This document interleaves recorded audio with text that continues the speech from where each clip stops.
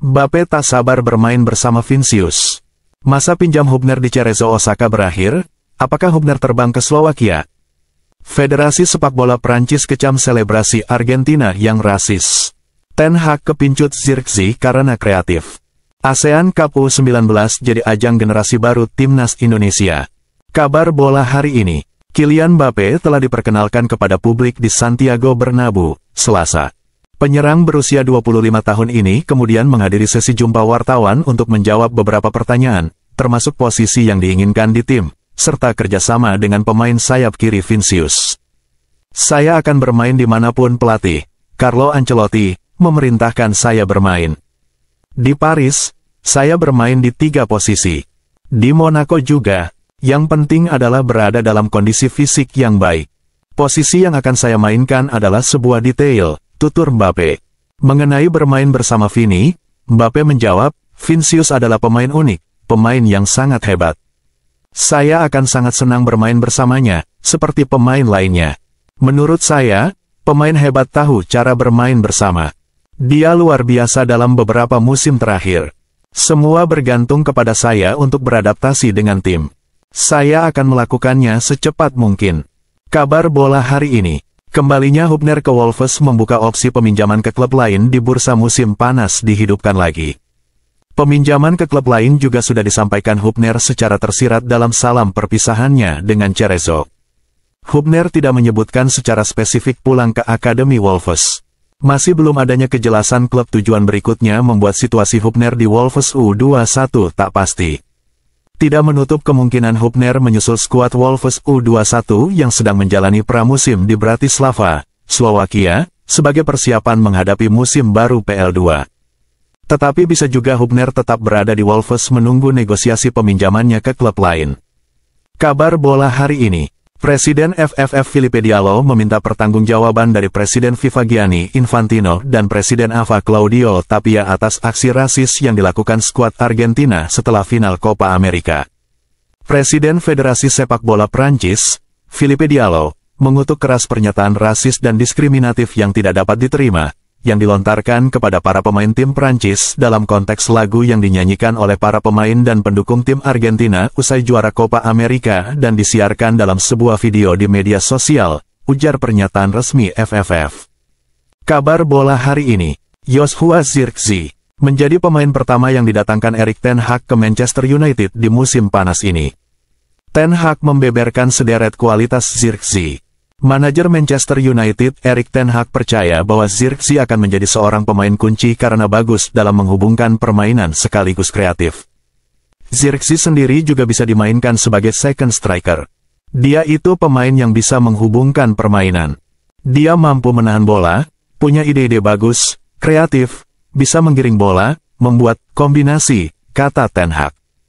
Kabar bola hari ini, pelatih Timnas U19 Indonesia, Indra Syafri, optimis bisa membangun generasi baru Timnas Indonesia.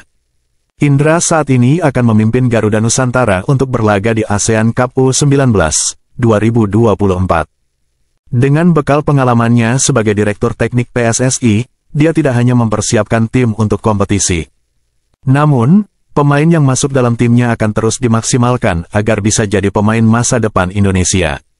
Indra Syafri menjelaskan, salah satu tugas utamanya di tim adalah mempersiapkan mental dan moral pemain.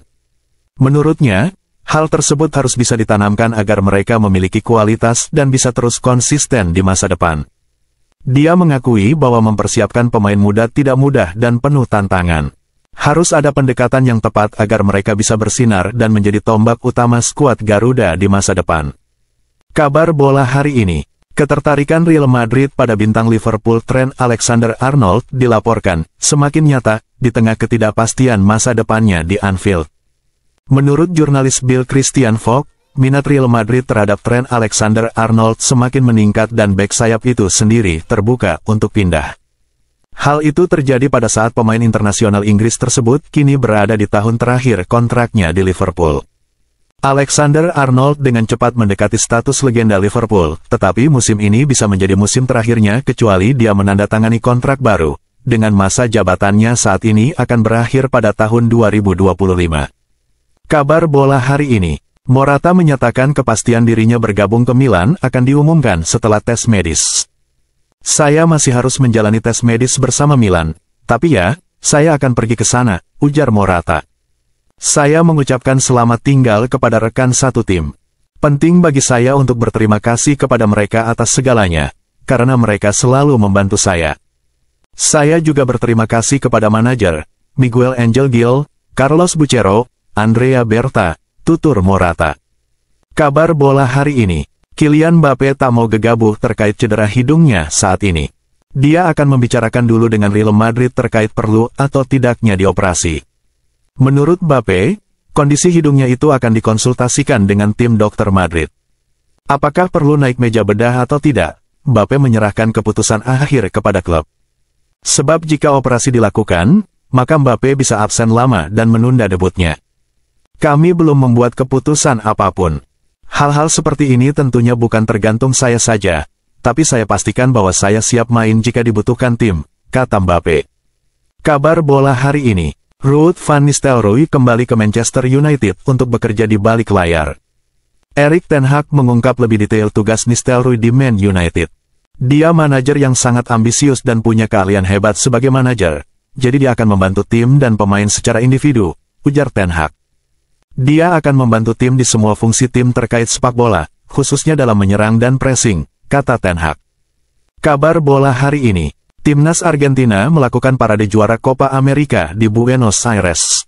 Sayangnya, pesta itu dilakukan tanpa sang kapten Lionel Messi.